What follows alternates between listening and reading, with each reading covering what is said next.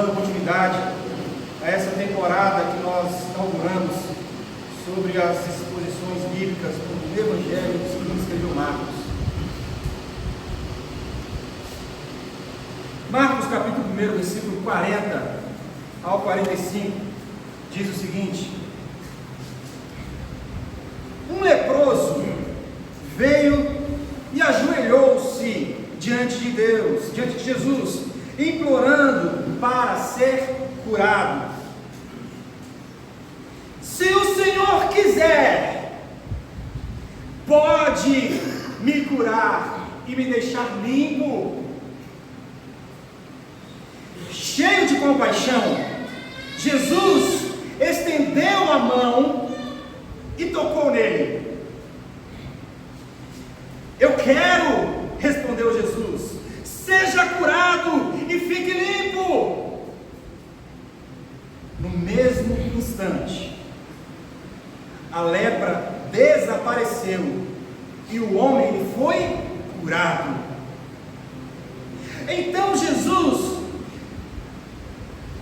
se despediu dele com uma forte advertência: não conte a ninguém, vá e apresente-se ao sacerdote, para que ele o examine, e leve a oferta que a lei de Moisés exige pela sua purificação. Isso servirá como testemunho. O homem, porém, saiu e começou a contar a todos o que havia acontecido. Por isso, em pouco tempo, grandes multidões cercaram Jesus, e ele já não conseguia entrar publicamente em alguma cidade, e, embora se mantivesse em lugares isolados, gente de toda parte vinha até ele. Aleluia. Até aqui. Vamos fechar os nossos olhos e orar a Deus, clamando pela misericórdia dele e a instrução dele para nós nessa noite. Amado Deus, nós estamos aqui mais uma vez, e mais uma vez nós precisamos do Senhor, e mais uma vez nós dependemos do Senhor, e mais uma vez queremos ser alimentados pela Tua Palavra, a Palavra do Senhor. Portanto, Jesus, venha sobre os nossos corações. Ó Deus, veja se há sinceridade em nós, e se não houver, transforma os nossos corações, e se não houver disposição, ó Deus, em nós, de nos humilharmos diante da Tua Palavra, dá-nos essa condição, para que tão somente nós possamos nos submeter à Tua Palavra, ao Teu ensino, à Tua lei. Ó Jesus, faça então o Teu reino crescer em nós e através de nós, para a glória do Seu nome, em nome de Jesus. Amém. Meus irmãos, imagina você acordar em um dia e do nada a sua vida mudar completamente. A sua vida social passa a ser comprometida. A sua presença entre os seus familiares é restringida. A sua dignidade é retirada de você. E você passa a ser considerado como um ser repulsivo.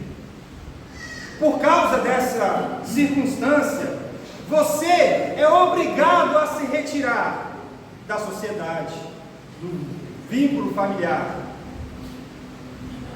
Assim aconteceu com este leproso. A lepra, irmãos, era uma doença, além de ser ruim para a pele da pessoa, porque a lepra era um aglomerado de doenças de pele.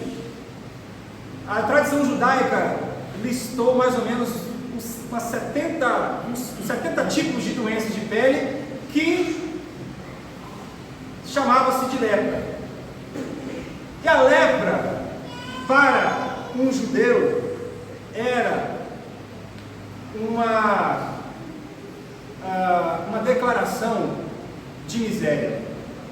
O leproso, além de se retirar, além de viver recluso, além de viver em um isolamento Se o leproso ousasse, ou por necessidade, tivesse que passar por alguma estrada que tivesse algum fluxo de pessoas, este homem ele tinha que andar gritando: miserável, miserável, miserável. Ele tinha que declarar de si, acerca de si mesmo, a sua miséria. Tamanha era a miséria cultural da lepra, por causa da lepra, que causava um isolamento no lugar da sociedade, vergonha no lugar da alegria, trazia miséria no lugar da dignidade, trazia dor no lugar do prazer e trazia solidão no lugar da integração familiar. Veja, será que não era exatamente assim que nós éramos antes de adquirirmos a cura por meio da fé em Cristo Jesus? Será que não era exatamente assim quando o mau dia chegou sobre a humanidade, quando Adão pecou e, portanto, abriu a porteira do mundo para o pecado, e a humanidade inteira se tornou leprosa, se tornou miserável e precisava absolutamente de um Salvador? Mas, graças a Deus, nós encontramos Jesus no caminho da Galileia. Graças a Deus, Jesus, ele passou pelo caminho da Galileia. Graças a Deus, Jesus deixou a sua glória e passou a caminhar nas estradas onde os leprosos caminhavam. Graças a Deus, Jesus foi enviado e passou a estar literalmente entre os miseráveis, para que Jesus curasse o estado miserável de todos os homens miseráveis que têm fé em Jesus. Então essa é a primeira conclusão que nós devemos tirar. Éramos todos miseráveis, éramos todos absolutamente doentes por causa do pecado, e Jesus nos encontrou. Não é que nós encontramos Jesus, Jesus nos encontrou na estrada da Galileia. Aleluia. E eu quero tentar falar sobre esse texto, dividindo a estrutura desse texto da seguinte forma: falar sobre a fé do leproso no versículo 40, falar sobre a atitude de Jesus dos versos 40 a 41 e falar sobre a atitude do leproso no verso 45. Então vamos primeiro pensar sobre a fé instrumental, a fé que é um dom, a fé que é uma graça, a fé que é aquilo que nos capacita a reconhecer a nossa miséria e a nossa dependência de Deus. Veja se não foi exatamente isso que o leproso concluiu a ser. Ele já sabia que ele era miserável. Ninguém precisava dizer para aquele miserável leproso que ele era um miserável, porque ele já andava nas ruas da Galileia gritando que era um miserável. Como eu disse, era cultura, e os leprosos eram ensinados. Eles precisavam, se fossem cruzar o caminho de alguém, se fosse uma pessoa que estivesse ali passando perto dele, ele deveria dizer: ei, preste atenção, tem um miserável aqui nessa estrada, preste atenção, tem um miserável passando por aqui. Ele já sabia que ele era miserável. E eu fico pensando que o quão miserável é uma pessoa que, mesmo sendo miserável, não consegue discernir a sua própria miséria. Eis aí o verdadeiro miserável, aquele que acha que é alguma coisa, aquele que pensa que está tudo bem na sua vida, aquele que acha que não precisa de uma salvação, que não precisa da graça de Deus, que não precisa alcançar o favor divino. Este é o verdadeiro miserável, aquele que se engana achando que está tudo bem, mas por dentro é uma podridão de miséria. Irmãos, mas esse leproso, ele reconheceu. E veja que não é este o caminho da salvação. Para alguém alcançar Cristo Jesus por meio da fé, não precisa primeiro concluir no seu interior que é um miserável, este homem, ele já sabia sobre a sua miséria. E ele, portanto, ele concluiu e teve fé no seu coração. Quando ele ouviu que na estrada da Galileia, que nas estradas entre um vilarejo e outro, estava passando um homem, um galileu, nascido em Belém, um homem que muitos não davam crédito, um homem que muitos julgavam ser pequeno demais para ser levado a sério, mas ele sabia que aquele homem havia repreendido o demônio na sinagoga. Ele sabia que aquele homem tinha repreendido a febre da sogra de Pedro. E agora ele concluiu: ora, eu sou um miserável, e aquele homem, cheio de graça e verdade, ele é capaz de tirar de mim a minha miséria. E olha, veja como é que ele chegou para Jesus, se não por meio da fé. Irmãos, por isso que eu disse que a fé é um instrumento. Nós devemos sempre saber que a fé não é um bordão de ostentação, não é uma palavra que está na moda.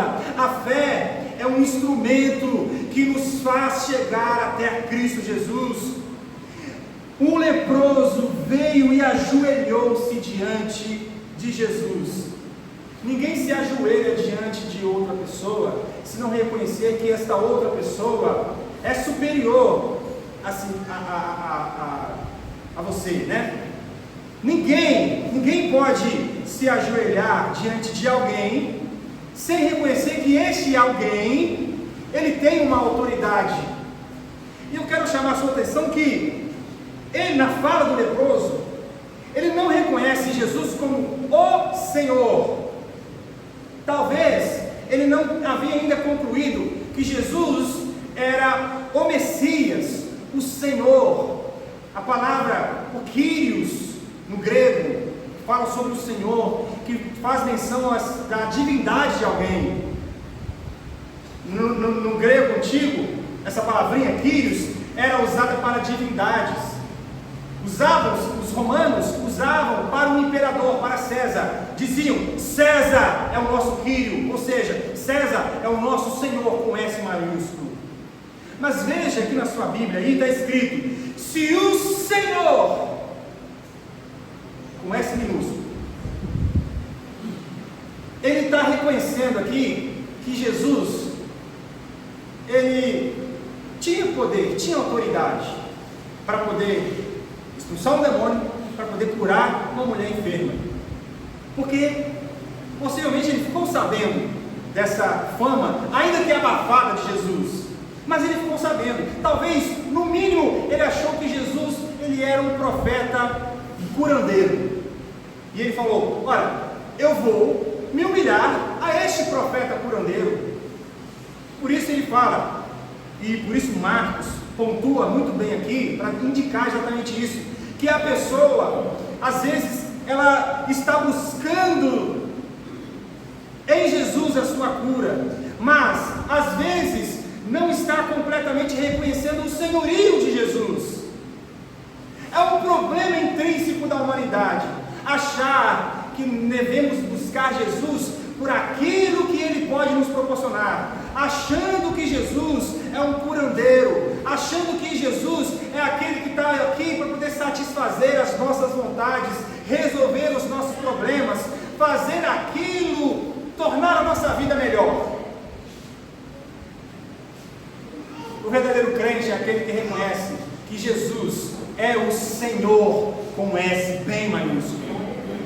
O verdadeiro crente e a verdadeira fé é aquela que reconhece Jesus, o verdadeiro Kyrios, o verdadeiro Senhor, que não é um imperador de Roma, que não é um imperador do Império Romano, que não é uma pessoa com status elevado, que não é sequer um ser humano comum, mas é o próprio Deus encarnado, Jesus, o homem. Aleluia!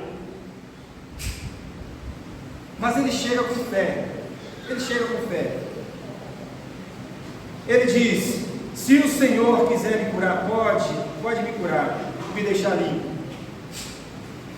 Essa frase dele é uma frase de fé, porque isso pressupõe que ele vai deixar de buscar dos seus próprios meios, deixar de buscar na sua própria vida, deixar de buscar ou de acreditar na sua própria força para acreditar na força de outro. E isso é fé.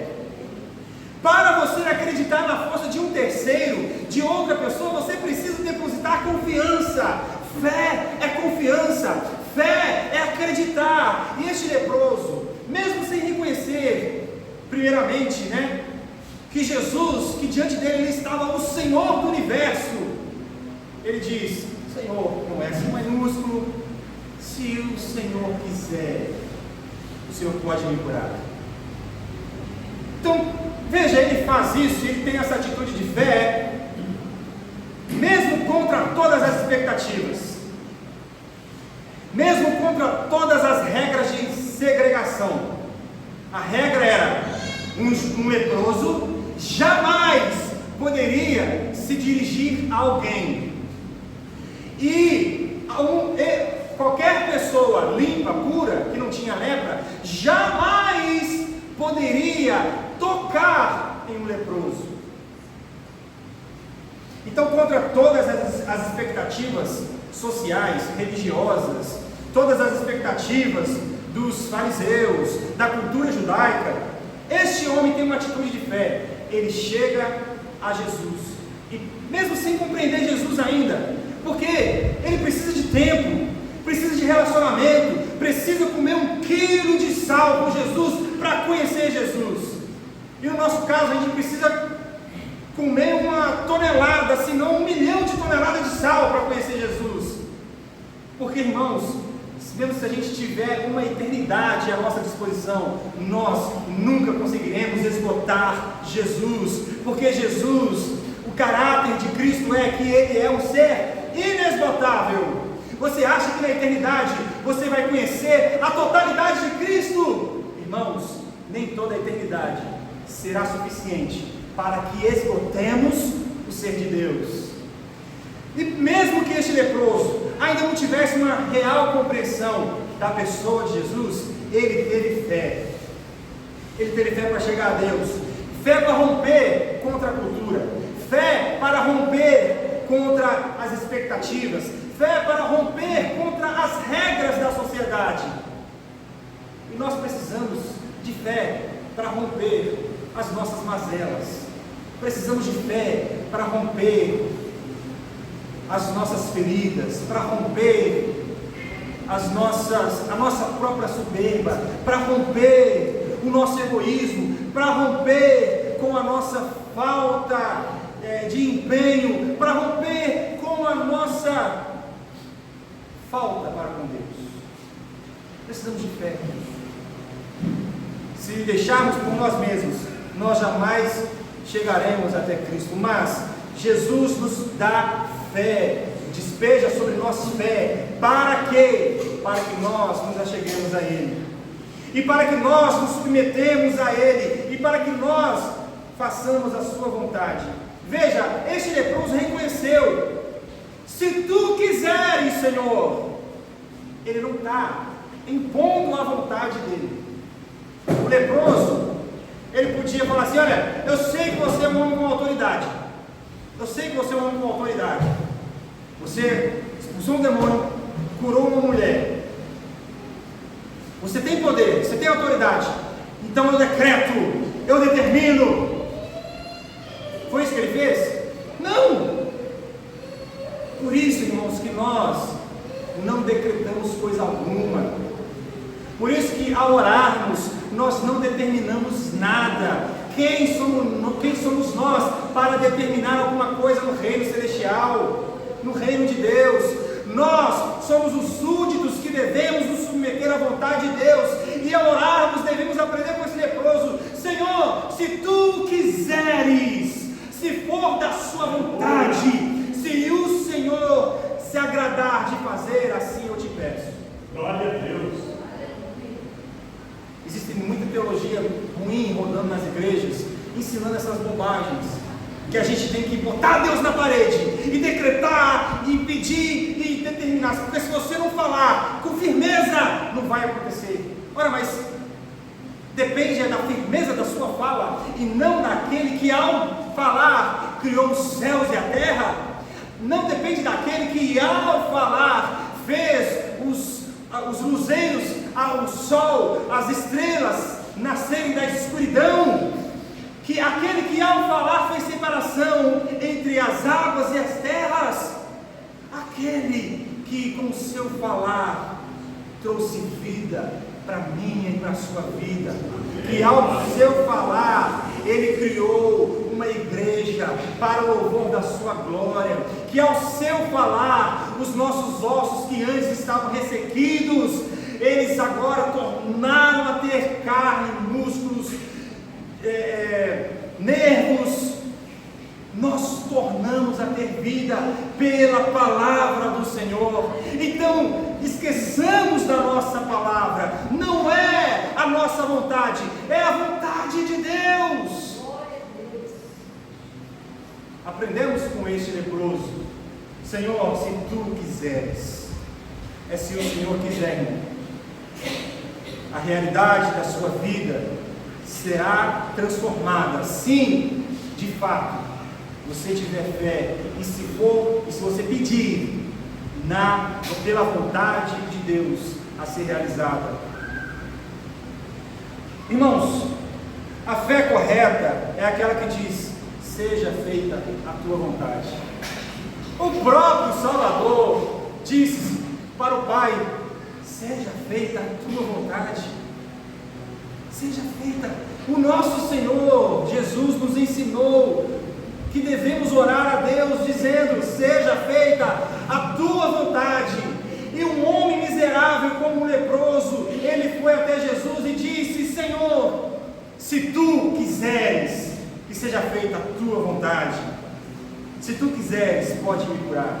Se tu quiseres, pode salvar o meu marido, pode salvar a minha esposa, pode salvar o meu filho. Se tu quiseres, pode curar. Se tu quiseres, pode mudar essa situação. Se tu quiseres, pode regenerar o coração de um perdido, de um mais vil pecador, de um miserável. Se tu quiseres, entrega na mão de Deus, confia com fé, e Ele certamente fará. Segundo ponto, falar sobre a atitude de Jesus. Veja, qual foi a atitude de Jesus? Primeiro, foi uma atitude de profunda compaixão. Você acha mesmo que Jesus, Ele não se importa com o nosso sofrimento? Não se importa com a nossa dor? Não foi exatamente por causa do nosso sofrimento e da nossa dor que Jesus veio na cruz? Mas veja, eu não estou falando de dois sofrimentos circunstanciais, irmãos. Estou falando da dor cósmica, da dor ocasionada pelo pecado. Essa dor não tínhamos como nos livrar dela. Nós jamais conseguiríamos alguma estratégia humana para nos livrarmos da dor do pecado. E Jesus, Ele veio, o castigo que nos trouxe a paz estava sobre Ele. Sobre Ele estavam as nossas enfermidades. Às vezes a gente fica criando alguma teologia que nos leva a ficar chateado com Deus. Está doente, ore, pede a Deus, e Deus não cura. E aí a pessoa, por causa da má compreensão da palavra de Deus, que não compreende que tudo deve ser da vontade de Deus, se Ele fizer, é porque Ele quer, e se Ele não fizer, é porque Ele não quer também. E nós devemos questionar a Deus por isso. Devemos questionar a Deus diante da morte, mas não é Ele que deu a vida, Ele tem todo o direito de retirá-la. Então, irmãos, o nosso posicionamento diante de Deus deve ser de submissão, de humildade, mas devemos sim saber que Jesus, Ele não está no panteão, ele não está no Monte Olimpo, ele não é como esses deuses gregos, nórdicos, que são inertes, que não falam, que não podem, não apalpam, porque não tem mãos, não falam, tem boca, mas não falam, tem olhos, mas não veem, são insensíveis, são loucos por dentro, porque são feitos de madeira, são feitos de barro, mas o nosso Jesus, Ele é a própria vida, e nele subsiste toda a vida de Deus, e em Cristo Jesus existe sim um ser relacionável, um ser que se importa, que sente, que tem emoções e que tem sentimentos e sensações. Deus, Ele é um ser, Jesus é um ser relacionável, pessoal. Por isso Deus tem ciúme de nós, quando nós, depois de sermos resgatados, ainda de forma muito ruim, voltamos para a lama do pecado. Mas é aquele Pai que, mesmo com o coração, com o coração carregado de ciúmes, porque Ele quer que estejamos junto com Ele, porque Ele nos resgatou para que estivéssemos junto a Ele. Ele é aquele Pai que espera o filho talvez aprender com as circunstâncias, espera o filho talvez chegar no fundo do poço, porque Ele sabe permitir com que as circunstâncias nos ensinem. Mas Ele é o Pai que no devido tempo nos abraça e nos aceita de volta. Então veja, a atitude de Jesus é de profunda compaixão. Ele é um Deus bondoso, Ele é um Deus amoroso. O nosso Deus não é um Deus carrasco, não é um Deus mau, que só quer ver o nosso sofrer e só quer ver a gente definhar. Não, na verdade quem quer isso é o inimigo de nossas almas. O nosso Deus, Ele faz com que todas as coisas cooperem, e cooperação é algo positivo. O nosso Deus faz com que todas as coisas cooperem para o bem daqueles que amam a Deus. Então Jesus, Ele teve sim compaixão, ao contrário da expectativa do mundo, ao contrário da expectativa dos religiosos, ao contrário da expectativa da regra judaica, de que ninguém poderia sequer chegar perto de um leproso, de um miserável. Jesus, Ele não se aproxima a 1 metro, Ele não só se aproxima a alguns centímetros, Jesus toca nesse leproso.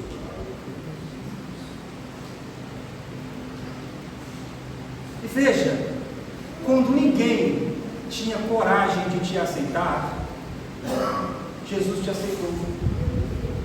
Quando ninguém tinha coragem de chegar perto de você, Jesus se aproximou de você. Aleluia. Mas eu não falo isso para que você se glorie e se julgue a última cocada do pacote. Não! Apesar da nossa miséria, o Senhor tocou no nosso coração. Apesar do nosso coração pedrificado, apesar do nosso coração enrijecido, apesar da nossa maldade, do nosso pecado, da nossa miséria, apesar da nossa culpa, o Espírito Santo de Deus tocou-nos. Tocou-me, Jesus tocou-me. Com o seu amor sublime tocou-me, e de paz Ele encheu o meu coração. Quando Jesus tocou, de paz, Ele encheu o nosso coração. Irmãos, enquanto o mundo espalha, o Senhor ajunta. Enquanto o mundo rejeita, o Senhor Jesus acolhe. Enquanto o mundo separa o homem da presença de Deus, e quando eu estou dizendo aqui o mundo, eu estou dizendo o mundo e o pecado. Quando o mundo e o pecado separam o homem da presença de Deus, Jesus Cristo, Ele desce até nós e morre na cruz, para levar sobre ele a nossa, a minha, a sua culpa, para que nós não tenhamos mais medo de nos apresentar diante de Deus. E nós não nos apresentamos diante de Deus, portanto, mediante o nosso mérito, porque nós não temos méritos, nós éramos e sem Cristo somos miseráveis, mas, como os Hebreus diz, podemos entrar com confiança na presença de Deus, por causa da maravilhosa graça. Então veja, a gente não tem motivo para cantar sobre a maravilhosa graça, graça de Deus sem par, graça de Deus única, graça de Deus, a graça chama-se Cristo Jesus. Essa foi a atitude de Jesus, extrema compaixão. E Jesus se aproxima e toca no leproso. Jesus poderia apenas lançar uma palavra, porque com uma palavra o Senhor criou os céus e a terra. Com uma ordem, Jesus pode trazer à existência aquilo que não existe. Você acha que Jesus não poderia de longe dizer: tudo bem, miserável, seja curado? Mas Jesus, como eu disse, ele é um ser pessoal. Jesus é uma pessoa. Jesus, ele é um ser relacionável. E Jesus se aproximou de nós, apesar da nossa miséria, para que nós, através dele, sejamos alguma coisa.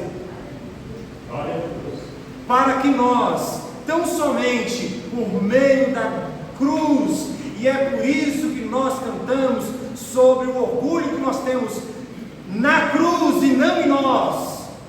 Ah, mas Jesus me ama. Como que Jesus me ama?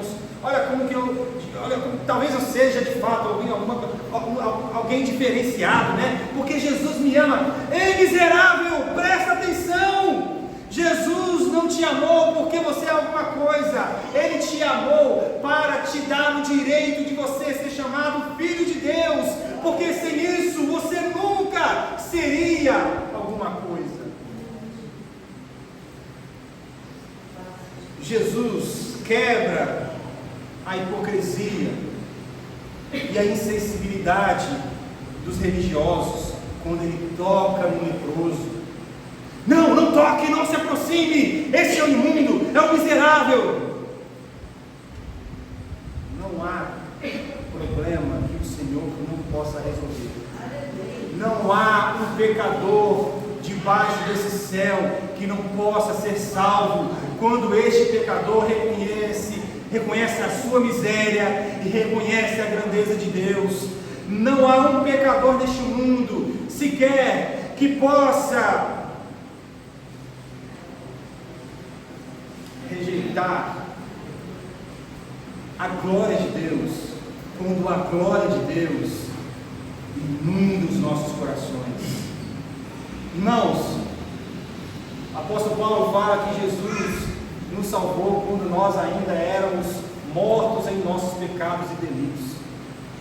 Você não pediu para ser salvo, e Jesus, por meio do Espírito Santo, transformou o seu coração e te deu a consciência de que você precisa de salvação. E por isso aí, a partir disso, a partir do toque de Jesus, a partir do toque do Espírito Santo, você clamou: Senhor, se tu quiseres, podes me salvar. Senhor, se tu quiseres, podes alcançar a minha vida. Mal sabendo que ele já havia o alcançado. Oh, meus irmãos, não existe espaço no Evangelho para a glória humana. Não existe espaço no Evangelho para a nossa autossuficiência. Existe espaço no Evangelho apenas para a glória do Senhor do Universo, Jesus Cristo. E Jesus tocou naquele leproso para demonstrar o seu amor ao leproso em um nível pessoal. E Jesus, quando nos chama intimamente. Você quer alguma coisa mais íntima do que o seu coração? Existe alguma coisa mais íntima do que a sua mente e o seu coração?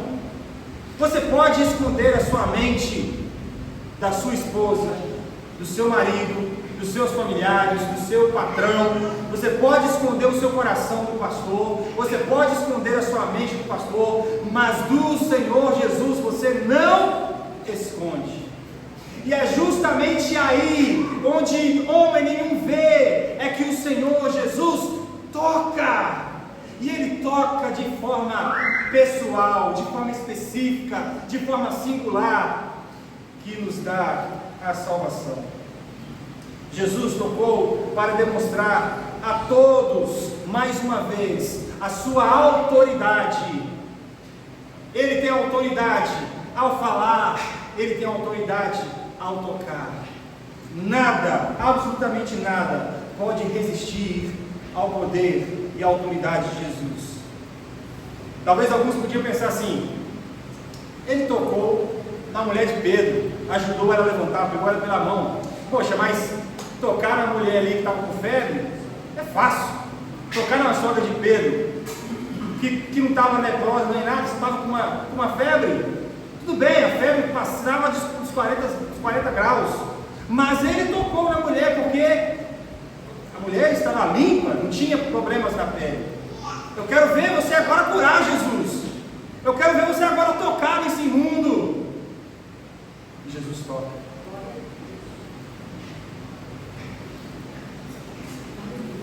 Eu queria ver Jesus tocar em um mundo como eu. Jesus tocou. Jesus tocou em cada um de nós. Aleluia. E por causa daquele toque sublime, nós fomos curados. E Jesus, então a atitude de Jesus foi de compaixão, a atitude de Jesus foi de aproximação, a atitude de Jesus foi de intimidade. Ele tocou profundamente naquele leproso. E Jesus teve uma terceira atitude, a atitude da advertência. Ele disse: não conte a ninguém. Veja comigo os versículos aqui. 41, cheio de compaixão, Jesus estendeu a mão e tocou nele. Eu quero, respondeu Jesus, seja curado, fique limpo. No versículo 42, no mesmo instante, a lepra desapareceu e o homem foi curado. Por quê? Porque Jesus tem autoridade. A lepra não pode resistir, a doença não pode resistir, o pecado não pode resistir, porque Ele é o Cordeiro de Deus que tirou o pecado do mundo. Ele tem autoridade para repreender a miséria da nossa vida. E no 43, então Jesus se despediu dele com uma advertência. E aqui a terceira atitude de Jesus. Primeiro, Jesus teve compaixão. Segundo, Jesus se aproximou e tocou. A terceira deu uma advertência.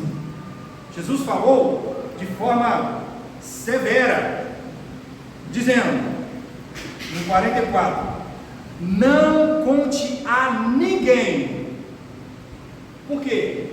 Jesus está falando sobre a questão do testemunhar. Ou seja, não dê o seu testemunho. Não conte o seu testemunho. Tem um motivo, tem uma razão para isso. Jesus está dizendo: não conte a ninguém. Vá, você quer dar testemunho da cura que você recebeu agora, faça o que está escrito na lei. Porque Jesus ele veio para cumprir a lei. E Jesus, como sabedor da lei, e no tempo de cumprir a lei, ele instruiu o leproso, né? Nada mais justo. Vá lá, vá e apresente-se ao sacerdote, para que ele o examine. Porque na cultura, para um leproso voltar a ser inserido na sociedade, para ele ser ressocializado, ele precisava primeiro passar pelo crivo, pela análise, pelo exame do sacerdote. Somente o sacerdote poderia dar uma carta de liberdade social para aquele homem. ele devia fazer análise do corpo inteiro, analisando a pele e ver realmente, não tem nenhuma ferida, não tem nenhuma mancha, Deus te curou, você está limpo. E Jesus orientou ele a fazer isso. Você quer voltar para a sociedade? Você já está curado, mas você quer se ressocializar? Cumpra a lei, vá lá, apresente-se ao sacerdote, e mais, leve uma oferta, como a lei prescreve, dê a sua oferta, como Moisés instruiu, a oferta pela sua purificação, um sacrifício de animais, né?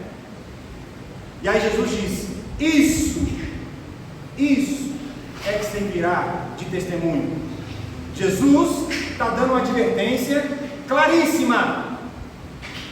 Este homem, ele recebeu a cura, e Jesus está dizendo agora, você não vai dar testemunho da sua cura, senão da forma como deve ser, ao sacerdote e por meio do sacrifício. E só não conte a ninguém, não fale a ninguém. Mas espera aí, a gente não pode testemunhar daquilo que Deus faz na nossa vida? Será que é isso que Jesus está nos ensinando? Será que eu não posso contar para ninguém das bênçãos, das maravilhas que Jesus realiza na minha vida? Será que eu não posso dizer que quão constante eu fui pedindo a vontade de Deus, e enfim veio a vontade de Deus, e enfim eu tenho uma bênção para contar, e eu não posso contar? Irmãos, não, desde que o testemunho vá prejudicar a pregação do Evangelho. Veja o motivo que Jesus tinha dado a advertência, para que o Evangelho, para que a mensagem, para que o trabalho de Jesus por meio da pregação não fosse prejudicado. Vocês lembram que a gente viu quando quando Jesus curou a sogra de Pedro, aí virou a noite, Jesus acordou de cedinho de madrugada, foi no deserto para orar, e aí Pedro e os outros discípulos foram atrás de Jesus, vamos lá, tem muita gente aqui querendo ser curada, vamos. Jesus falou, ei, pode parar, não foi para isso que eu vim para pregar o Evangelho, eu não vim para me tornar um curandeiro, eu não vim para poder curar todas as doenças de todas as pessoas. Existe um propósito, irmão, das bênçãos que Deus dá para nós. Existe um propósito dos milagres que acontecem em nossas vidas.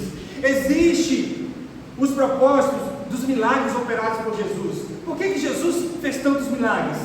Porque os profetas, quando pronunciaram a vinda do Messias, eles disseram que a vinda do Messias seria marcada por muitos sinais, marcados por muitos sinais, muitos prodígios e sinais, milagres aconteceriam.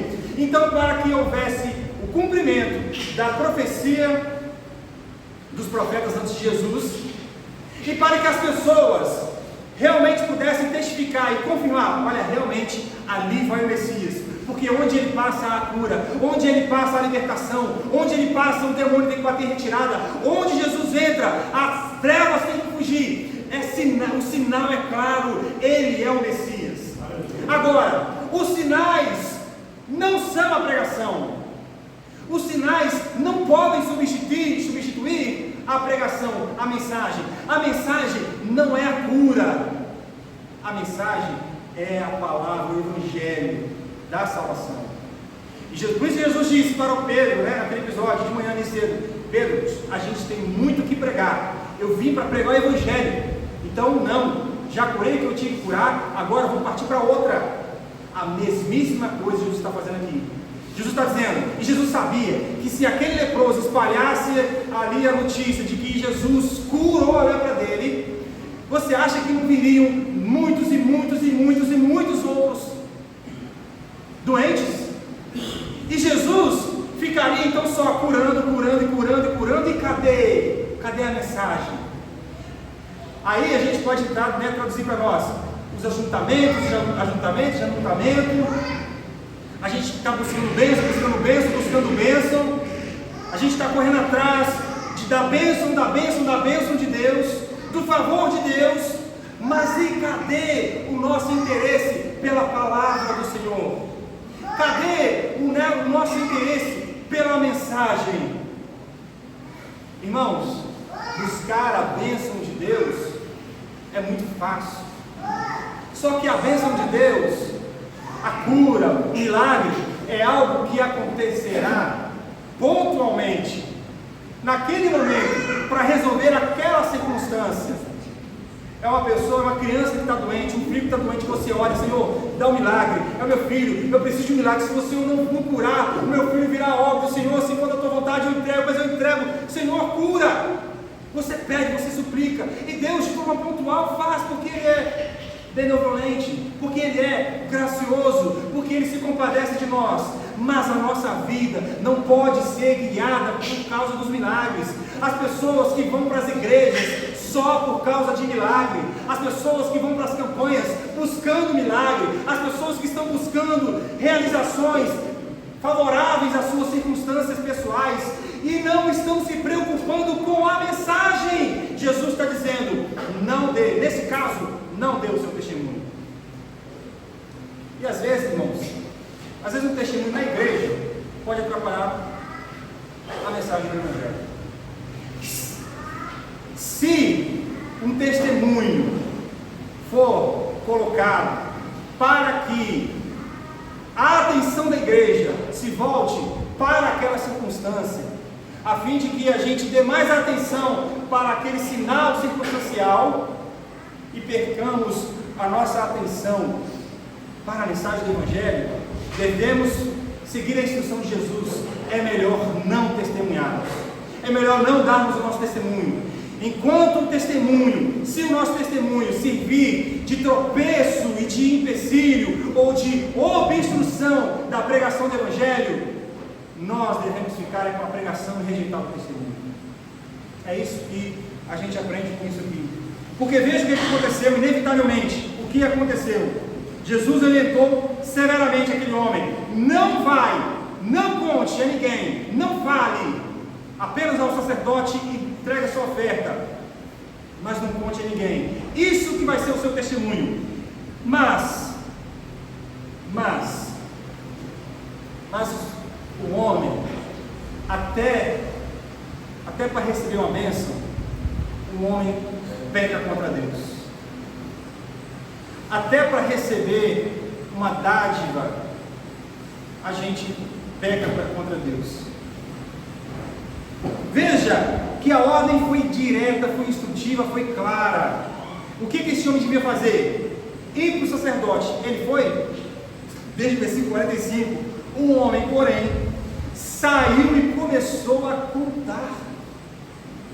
Irmãos, às vezes a gente quer deixar a alegria sobressair a nossa obediência. Às vezes queremos compartilhar da alegria, mas esquecemos da obediência. Veja, Jesus disse, e este homem bastava obedecer. Ele não obedeceu. Ele fez exatamente o oposto que Jesus havia dito. O homem, porém, saiu e começou a contar a todos o que havia acontecido. E aí, por causa disso, por causa da desobediência do homem, veja, mas ele estava contando um testemunho, ele estava falando de Jesus. Ele estava falando de Jesus, mas com um propósito errado. Ele estava falando de Jesus, mas da maneira incorreta. Ele estava falando de Jesus, mas debaixo de desobediência. Por isso que a mensagem é a mais importante, irmãos. Por isso que o Evangelho é o mais importante.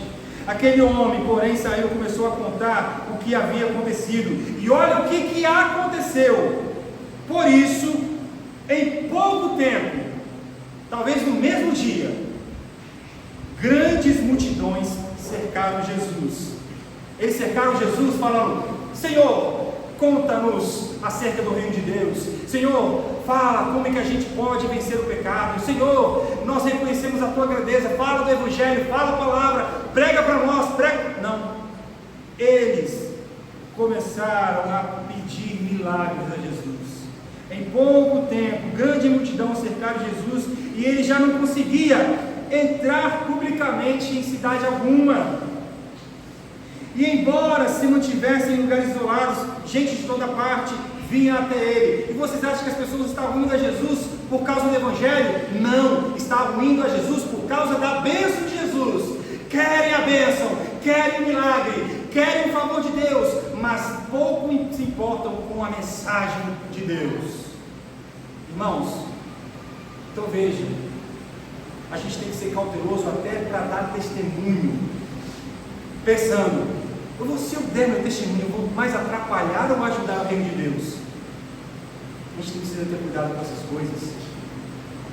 E veja, aquele homem que estava isolado, que estava cheio de restrições sociais, que estava do lado de fora da cidade, agora ele estava dentro, no centro da cidade, no pivô daquele movimento, daquele alvoroço social. Ele ocasionou aquela multidão, ele suscitou toda aquela multidão.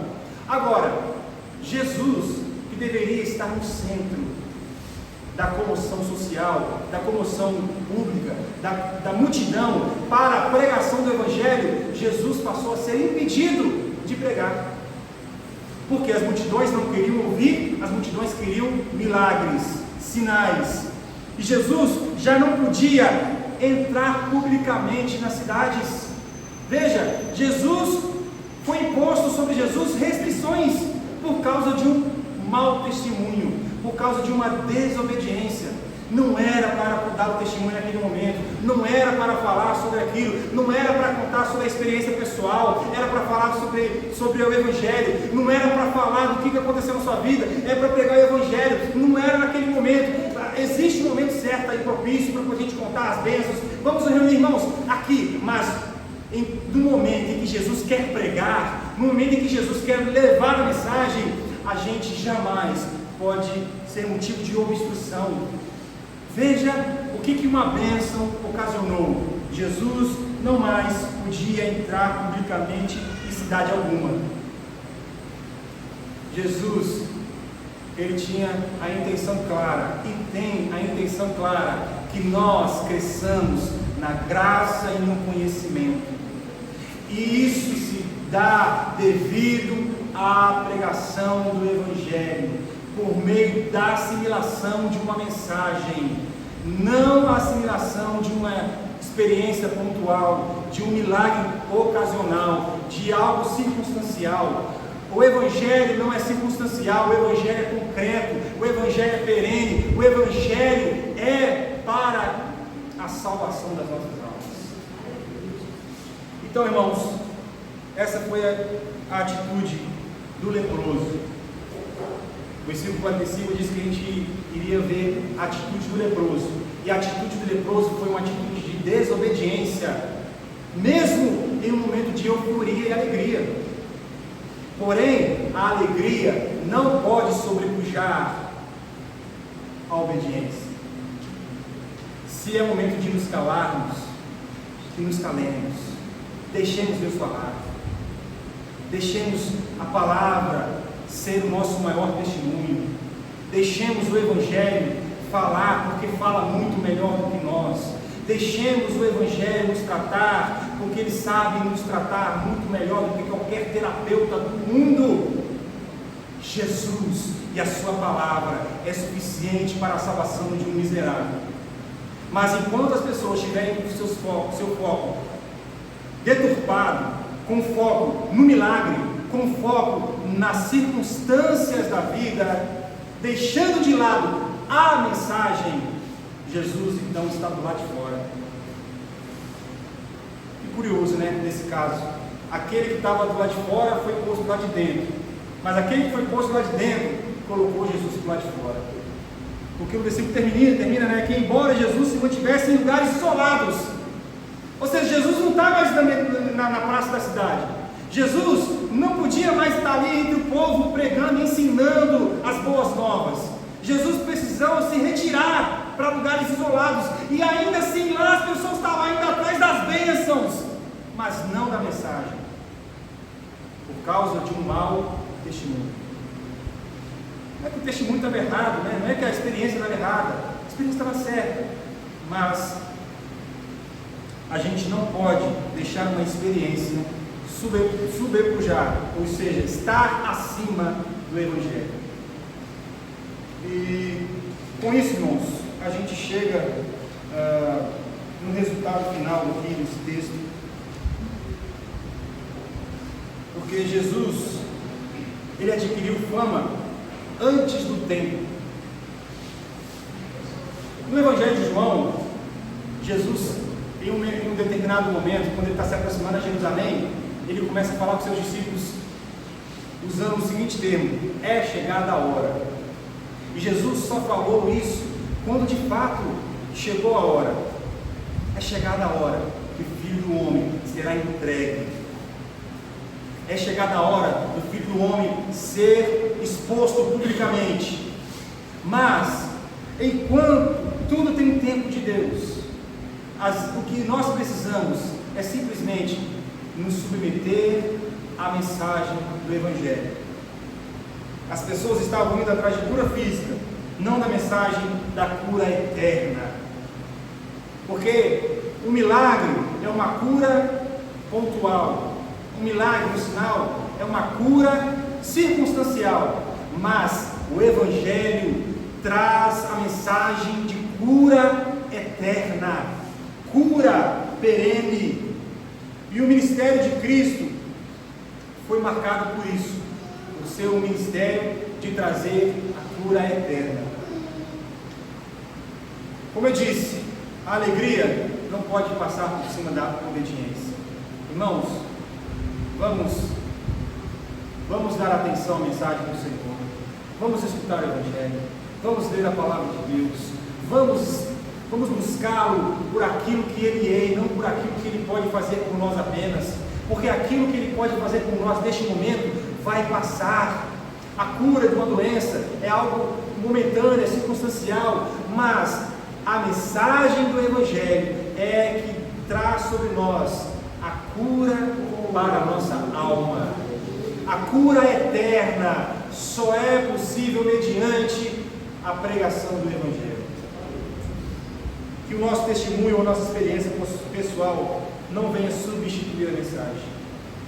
É isso que nós podemos aprender com esse testemunho do leproso, e que possamos entender que a gratidão a Deus não substitui a submissão. Se quisermos ser crentes verdadeiros, crentes cheios do Espírito Santo, devemos ser crentes submissos à mensagem. Não crentes desejosos apenas de sinais, mas crentes submissos à mensagem do Evangelho, a mensagem da cruz. É nessa cruz que nós então nos gloriamos. Meu irmão, que você possa levar isso, guardar isso no seu coração e pedir a Deus que Ele te oriente mais acerca dessas coisas. Pensando, reavaliando a sua postura, assim como o leproso, ele reconheceu a postura dele e a miséria dele, e pensando também na atitude de Jesus, da sua graça, da sua misericórdia, que são as causas de nós não sermos consumidos. E pense, o que nós fazemos a partir disso, da graça que nós recebemos de Jesus? Nós recebemos a palavra de Jesus para desobedecer a palavra de Jesus ou para nos submeter a ela? Ó irmãos, que nós possamos pedir ao Senhor: Senhor, se Tu quiseres, faça-nos crentes mais fiéis à Tua palavra, faça-nos crentes mais fiéis à Tua mensagem, porque a Tua mensagem é a única coisa que importa neste mundo. Amém? Vamos orar e agradecer ao Senhor. Meu Deus, muito obrigado por este momento. Muito obrigado, Senhor, por Tua palavra, que nos instrui, ó Deus, das formas mais diversas e de maneiras, ó Deus, que nós jamais poderíamos esperar. Ó Deus, quem diria que um posicionamento nosso, às vezes um erro não intencional diante de um testemunho, pode obstruir o Teu Evangelho, a Tua mensagem? Senhor, tem misericórdia de nós. Que nós não sejamos, ó Deus, como este leproso, nessa ação de obstruir o Teu Evangelho, nessa alegria. Ele se alegrou, mas se alegrou de forma errada, Senhor, que nós também possamos aprender a nos alegrar em Ti, não atrapalhando o Teu Evangelho, não atrapalhando a Tua mensagem, mas buscando a Sua boa notícia para nós, buscando a cura para a nossa alma, não só a cura circunstancial ou momentânea, mas a cura para a nossa vida por meio do Teu Evangelho. Por isso eu te peço, Senhor, faça com que o caminho da pregação seja aberto, faça com que mais pessoas possam ouvir o Teu Evangelho, através do nosso ajuntamento, através do nosso testemunho, através, ó Deus, da nossa pregação, através de tudo que nós possamos fazer para Ti, que seja exclusivamente para pregar o Seu Evangelho aos ouvidos de todos os homens. Ó Deus, receba então glória para Ti, que o Senhor venha nos tornar pregadores melhores e jamais venha permitir com que nós sejamos aqueles que vão obstruir a Tua pregação. Assim eu oro, de forma humilde, ó Deus, buscando esse espírito de submissão para a minha vida e para esta igreja, em nome do Senhor Jesus. Amém.